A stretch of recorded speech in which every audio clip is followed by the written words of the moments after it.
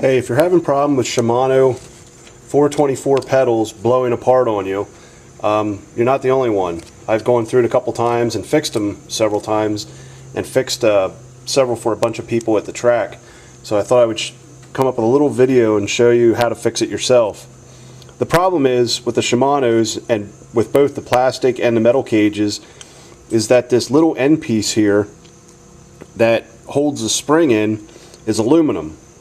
And what is going into that is a little machine screw. And I'll show you how to take it apart and fix it. First thing you got to do is you'll look on the pedal, and you probably can't see this in the video, but on here it has a lettering that says tighten and an arrow.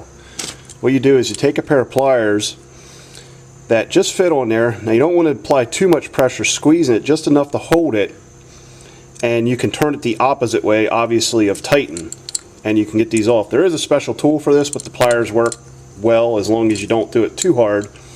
And the metal cages have like a nut that you use a wrench on. So what happens is once you have that loose, you unscrew it,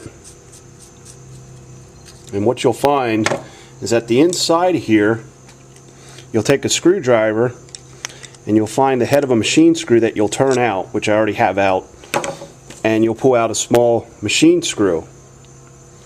And on the other end, what you'll find is there's this little aluminum plate, which normally doesn't have the hole in it, and there's a little plastic sleeve that holds that spring in place.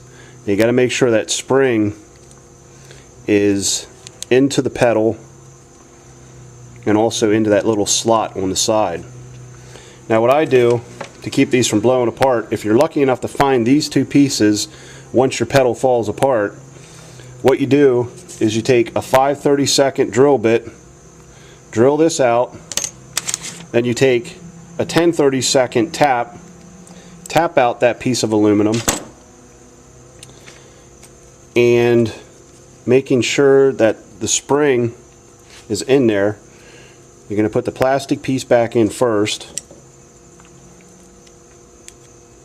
If I can get that in. Then you're going to take this aluminum piece, and that's going to sit down in there. Then you're going to take the screw from this side, and you're going to drop it in, and then you're going to screw that back through that end aluminum piece, and hopefully it's going to go.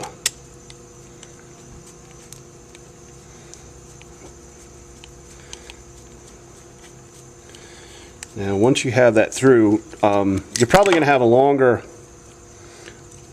machine screw, which is fine, which this was to begin with, because then you can just cut it down.